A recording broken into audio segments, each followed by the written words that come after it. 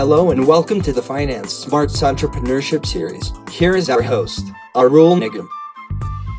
Welcome to episode 6 of the FinanceSmartz Entrepreneurship Series.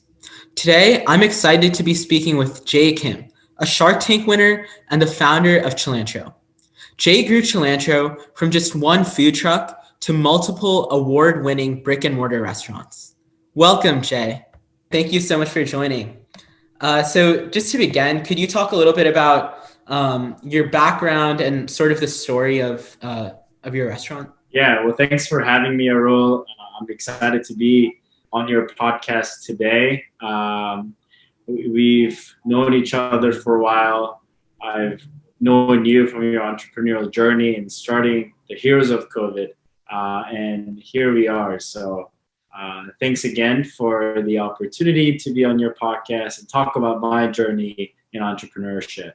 I started my business in 2010 out of a food truck by maxing out my credit card and leasing out a food truck that was a little bit older than I was. And that was my start to Cilantro. And today we have 8 locations all in Austin, and we are going through a different next chapter in growing out of Austin. So it's an exciting stage that we're in right now. Awesome. And so could you talk a little bit more about that sort of difference, I guess, between like the beginning when you were working out of the food trucks to now where you have the brick and mortar stores? Because I'm sure like it's probably a really different dynamic, because before you had to every day, like you had to figure out the best location, and you probably had more freedom to vary that versus now where you're in one place. So what's the difference between that like, and how does it affect your planning and your strategy as an entrepreneur? Going back all the way to 2010, prior to starting Cilantro, I didn't have kitchen experience. So everything was new for me in going into a mobile kitchen and working and preparing for food that was not, friends and family, right? So everything was very new to me. So I think that I had to really work hard to learn. And one of the things that I am very proud of today is that earlier on, like I brought in people that were better than me in cooking, were better than me in having the kitchen experience to really help me to learn and to grow. So that was earlier on, was that I was working about 15, 18 hours, and I think was because of lack of my experience and knowledge in running a food or a kitchen. So I was doing everything myself, cooking to cleaning to serving customers to doing the accounting. So it was really challenging doing marketing in between, using Twitter to tweet, using Facebook to post pictures. So doing everything myself. And as I think the timing was good for us in 2010 to 2016.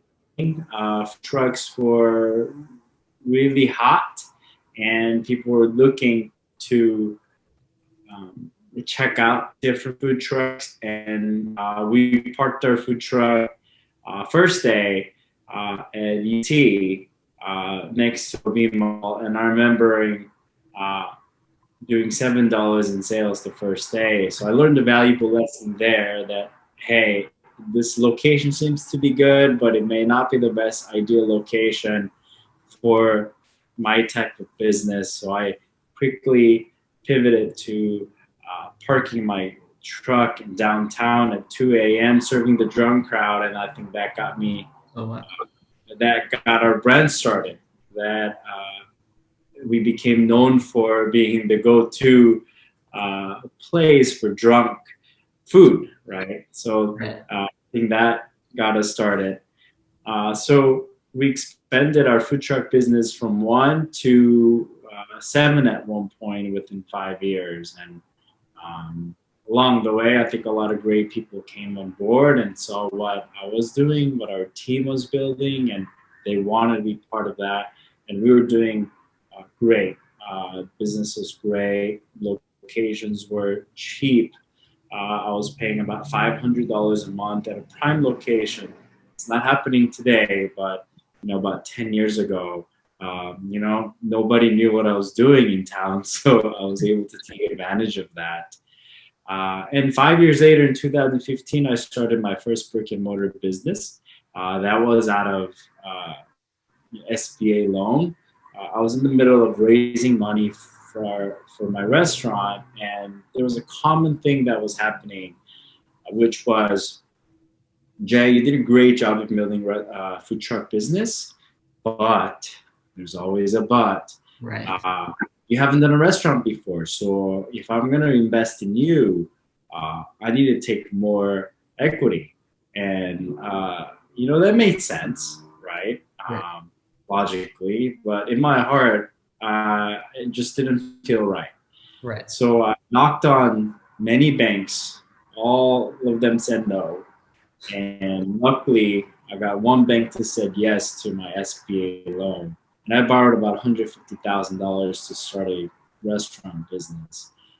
Then on, I've been opening restaurants, one or two a year, to where we're at 8 locations today. So there was a lot in what you talked about that I want to get at, because I think all of that, like from marketing to building a team, is all really important, and things that a lot of aspiring entrepreneurs have questions about. So just to begin with building a team, you talked about how at the beginning you were sort of lost because there were all of these tasks you had to take on that you weren't necessarily an expert in. And so you had to find the right people to associate with and to help grow your business. So can you just talk a little bit more about how you went about that process of finding the right people, and advice you have for aspiring entrepreneurs for how they can also go about whatever industry they're in, whether it's in food or something else, like how they can find people who will complement their skills and contribute to their own mission? Yeah. I think earlier on, what I was able to do was to show my vulnerability of, my strengths and my weaknesses. There are a bunch of things that I was not good at. And I think that people saw my vulnerability and wanted to fill in the gaps where, in terms of operations, our operations person, Ryan, who came on board earlier on, saw that, I was not a great operator in a restaurant. And because I was showing vulnerable, he wanted to take on that role, which was a tremendous helpful for me. Mike, who came earlier on, also saw that we were struggling with keeping up with our books, and he saw that I was not the most talented guy when it comes to accounting, and he wanted to fill in that role because it really fit him well. So I think that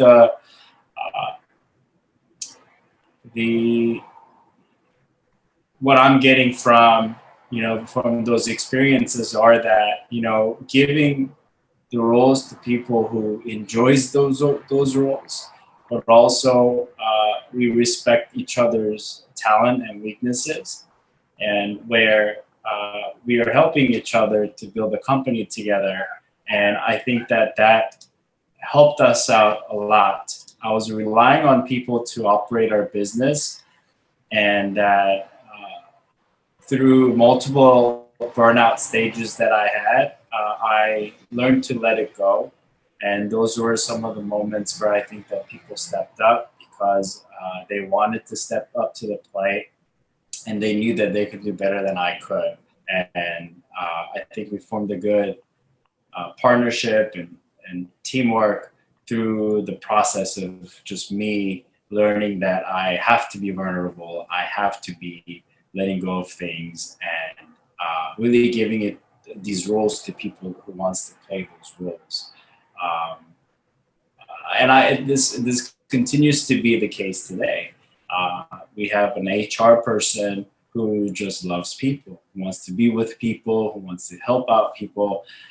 Not that I don't love people. I love people, but she does a better job doing it. She doesn't. Right. She just have better patience in managing people, coordinating people, and training people. So she has that role, right? So we're still in the building stage, but I think one of the great things that we've done earlier on, with a lack of resources, right, are getting the people who wants to take on the role and giving it to them, and just trust the process and in people. And so how do you identify those types of people who, are, I guess, driven themselves to serve the same mission of the business that you want to serve, and also are aware of each other's vulnerabilities and their own vulnerabilities, and know where they fit in best and how they can contribute the most, like everyone you mentioned. That's right. It's just a core value fit. I've had people who are very talented. I've hired on people who were overqualified on paper, but when they got to our company, I think they quickly realized that they weren't going to fit into our culture. So,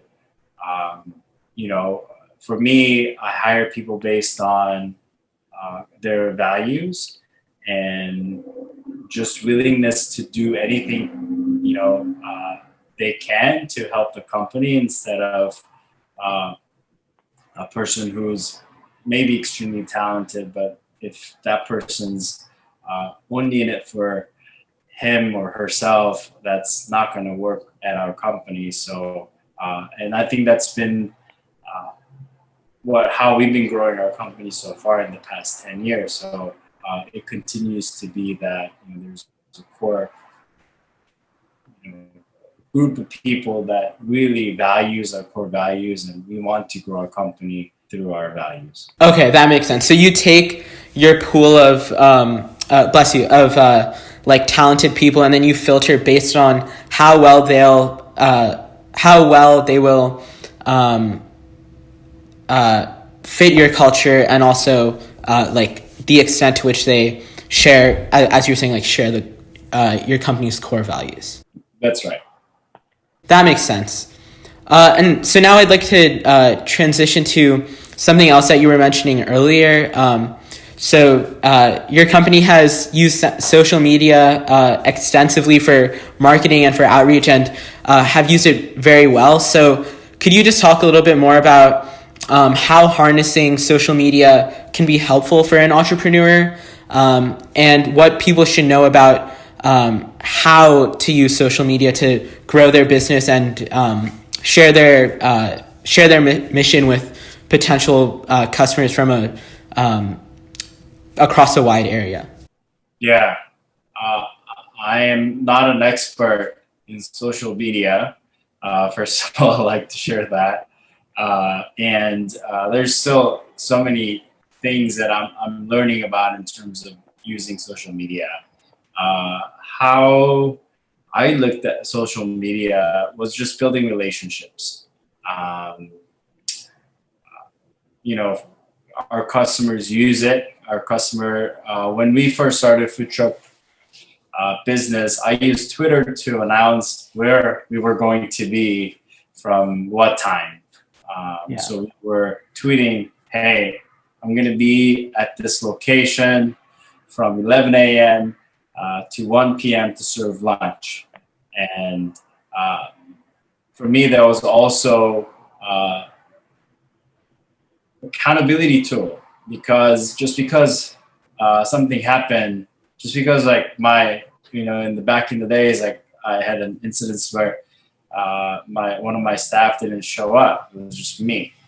But I used Twitter. I tweeted that I was going to be there, so I used it as an accountability to just show up, right?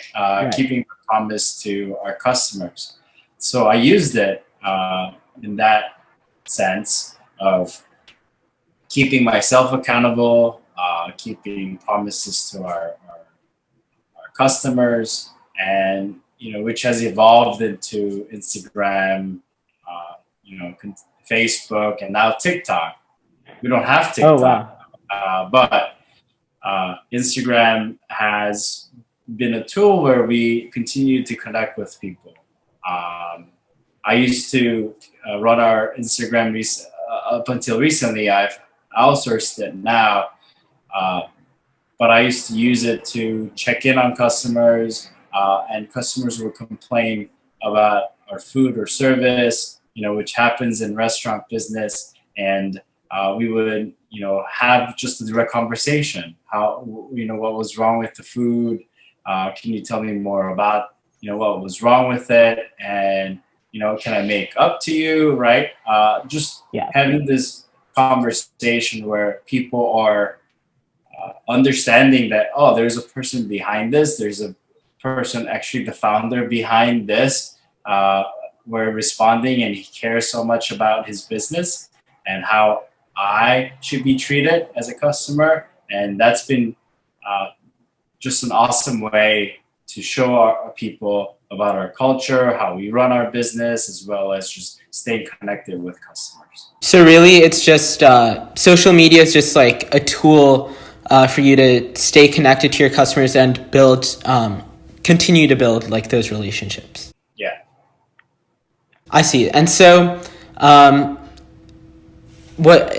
area that you were also talking about earlier is fundraising is another area where relationships are very important.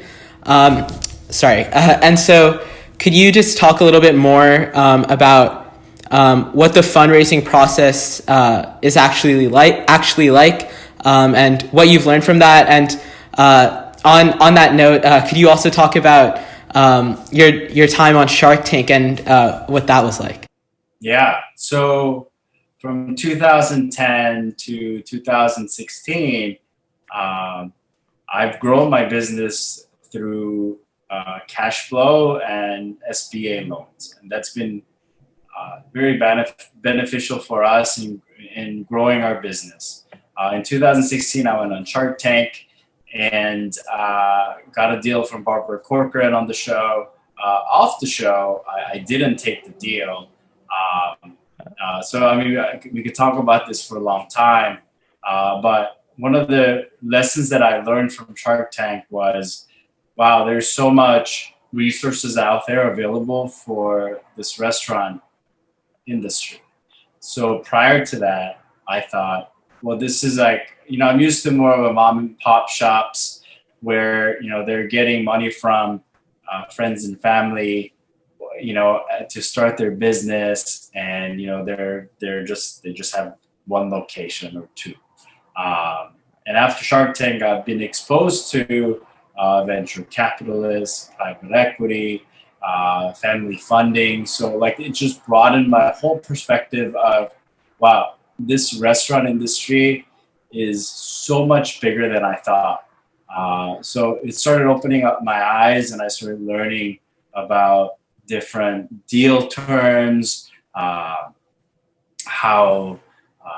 to raise money, and just so that's such a valuable lesson for me, because without that, I think it would have been slower in learning that process. But because of the Shark Tank experience, I got to learn, and I started understanding, okay, what are the terms that I like and what I don't like?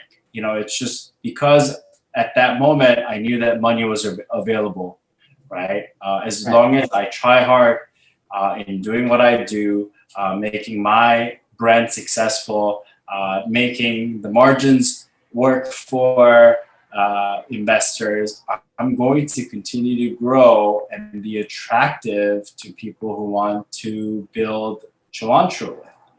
So and I began to understand, okay, these are the terms I like, I don't like. So one of the great things about, I think, entrepreneurship and being the founder and having control of the brand is that you get to dictate how you can grow. You can grow as fast as you want, or you can be methodical and strategic and, grow slower at your pace. So I learned those, and during that process I also got to learn about myself, just as a person, what Right. motivates me, what inspires me, how much money do I want in life, uh, things like that I usually didn't think about. I began to form an idea of like what I want as a person. So very, very helpful through entrepreneurship journey and having a business. I got to learn about, just myself internally. So I would say the fundraising piece is fun, stressful at the same time. Kind of test your ego too, because you realize you have to enjoy the process. But at the same time, it just keeps me humble, keeps me motivated and hungry to grow the business. So, it's just been an amazing journey so far when it comes to the fundraising piece of my business. And so you were talking about how you can use your fundraising decisions to control the pace at which you grow your business. And so how do you make that decision? How do you figure out, obviously, I guess, based on what you're saying, it's to some extent just self-reflection and what you really want. But from a strategy perspective, how do you decide how quickly you want to go and how quickly you should and you sustainably can grow? Yeah, I think there are multiple answers. I'm not going to say that my answer is the right answer. But I think intuition has a lot to do with the growth. Like you are so in tuned in your business and the surroundings and the marketplace and how the market's changing, how the real estate's changing, how restaurant as a whole industry is changing, that you just get a sense of your intuition and you want to trust your intuition and go with your gut. Obviously, you have to have numbers that backs it up. Obviously, you have to have a strategy and the planning to execute. But I think ultimately what it comes down to is that like you trust your gut and that whatever the timing that you think is the right timing, it is. Don't think there is a right timing for anything, right? This is during pandemic and I am in the process of growing to a different city outside of Austin. That's a huge risk, but because of where we are today, I feel the timing is right for us. So not all brands are going to think that, and some people may think that the timing isn't right. But how are you going to tell? I built the business for 10 years. It is my intuition that the timing is right. And I own up to those decisions, whether it is a mistake or not. I get to say that I have the final call in how we were going to grow. So, I'm very careful in how we're going to go outside of Boston. But, obviously there's a strategy involved. But at the same time, I think what it comes down to is your gut instinct, and you just trust your instinct and follow through with it. So really it just comes down to your as an entrepreneur, your knowledge of your market, and then your risk appetite and what you really feel is the best. That's right. And so how do you you were just mentioning like the pandemic. What sort of considerations are there in adapting, especially as a restaurant? How do you adapt to the pandemic, and then how do you make make decisions like what you were talking about with expanding even in the face of so much uncertainty? Yeah. I think, we are a fast casual brand. I think our price point was right. Our food carries as a delivery concept, as something that people are familiar with when it comes to being a to-go food. We served, I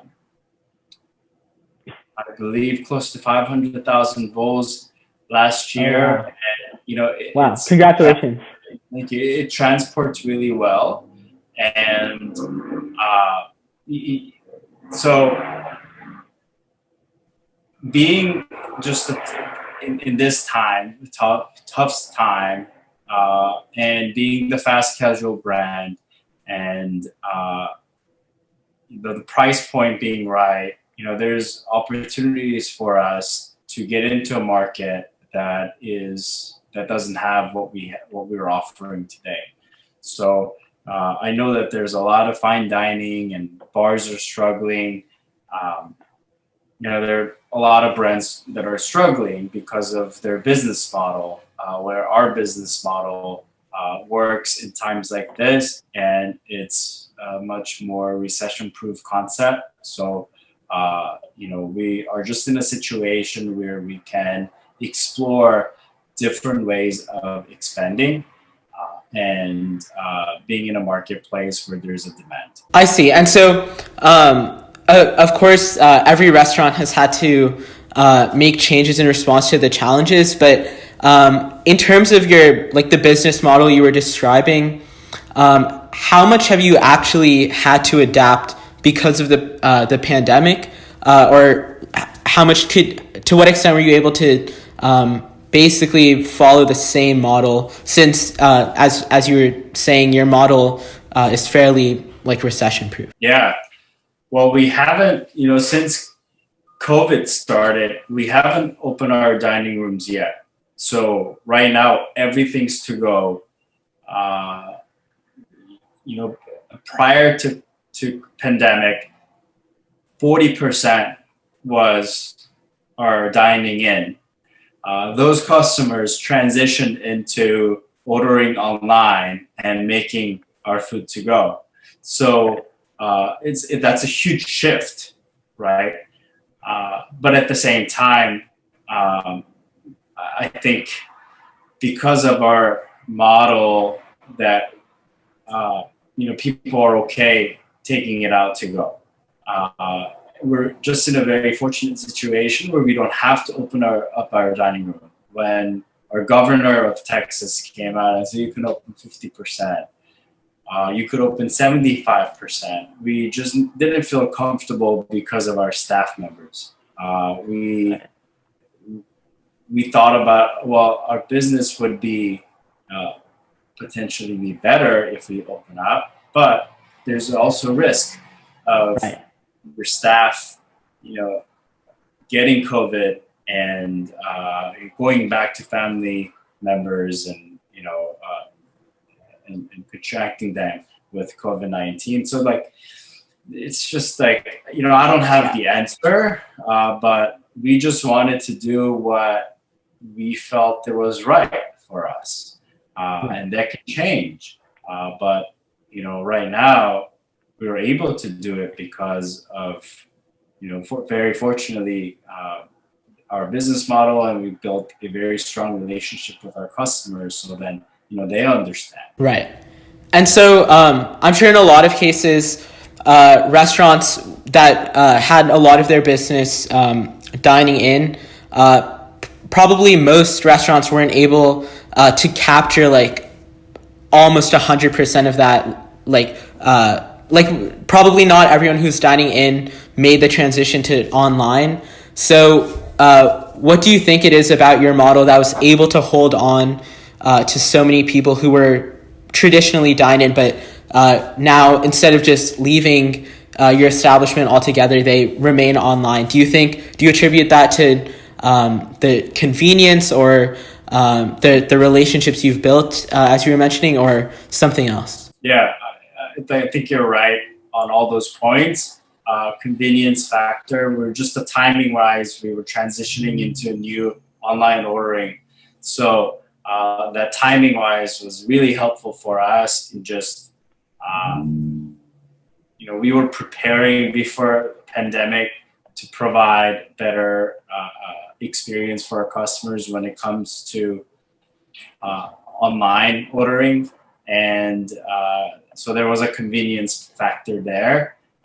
And for us, because it's so hyper local, we did a lot of local things. For me personally, like I felt like I needed to be a spokesperson for our brand. So I went on social media, I went on Instagram, and I started talking about what we were doing on a day-to-day basis and keeping our staff safe and keeping our customers safe. What are we doing at the restaurants to keep everyone safe? What are we doing when it comes to PPE and things like that?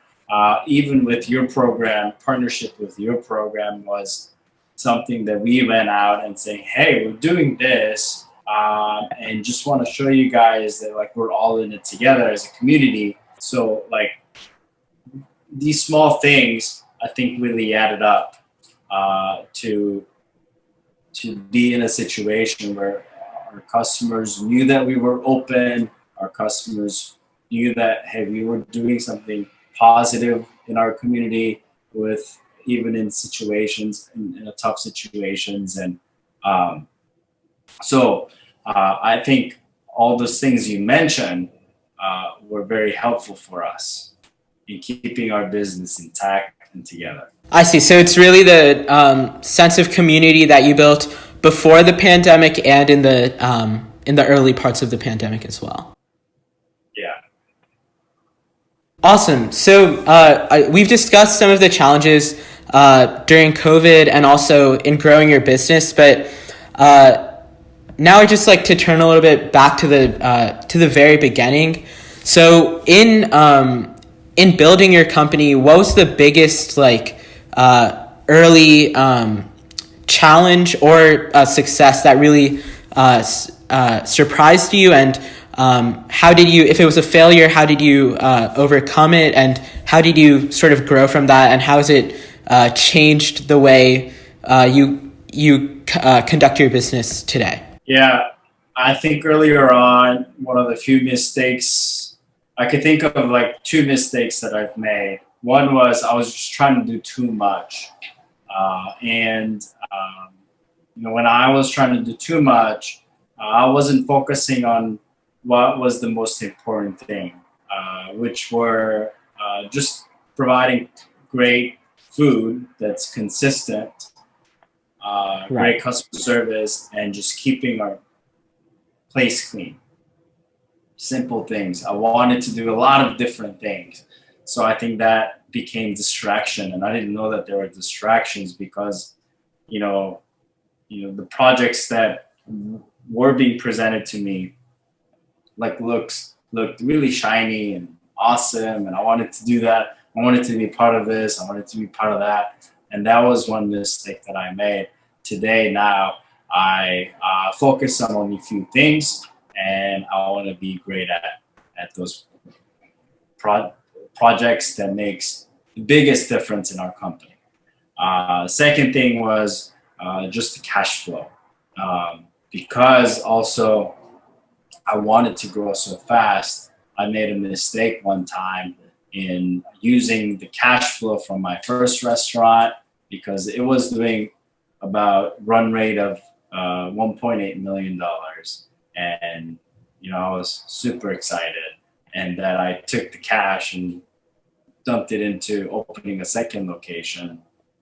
One of the biggest mistakes that I've made was I jeopardized everyone's job, right? Just being, not methodical about opening the second store. And I had to go borrow money at a 14% interest rate. So that was a learning experience for me, that I have to be thinking about my company instead of my own ego.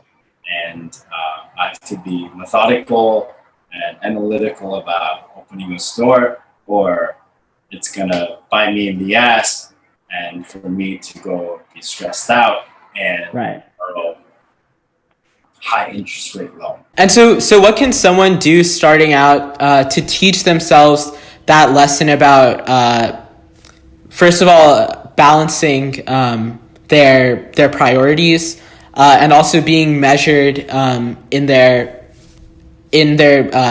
attempts to build their business and not not getting ahead of themselves, basically. Yeah, I think just recognizing that that you have your strengths and weaknesses, and that it's probably a good idea to talk to people and get some feedback. You get a mentor to run an idea by, or saying, what would you be thinking about if you were in my shoes, and getting their feedback, and just kind of thinking about different views and different approaches before making your own decision would probably really helpful in de-risking some of your risk. And so since you brought up mentorship, what would you say is the most important lesson that you have learned through your journey as an entrepreneur, or if you were to give advice to an entrepreneur who's just starting out now, what would be your greatest piece of advice for them? I love mentors who challenge me in a way that I feel like I don't have my shit together. Have you thought about this? Have you thought about that? Like when they start asking me these questions and I say, no, I have not. I don't think I'm there yet. And it is personally embarrassing, right? But I think those are great mentors where they're challenging your thoughts. They are not agreeing with you on everything that you're saying, but, challenging you to see it in a different perspective, and also being open to appreciate your feedback or your idea. From my experience, those are great mentors. Also, just mentors in my industry, telling me, Jay, I think you're too early. Just be a little bit more patient. I've heard many times my mentors saying, just be a little patient. And looking back, those are some great feedback that I've gotten. That makes sense. And so now just one final question. Before you brought up how growing your business sort of forced you to self-reflect a little bit about what you want and what your aspirations are. So how would you say your success as an entrepreneur has transformed you and transformed your mindset? Yeah, that's a great question, Arul.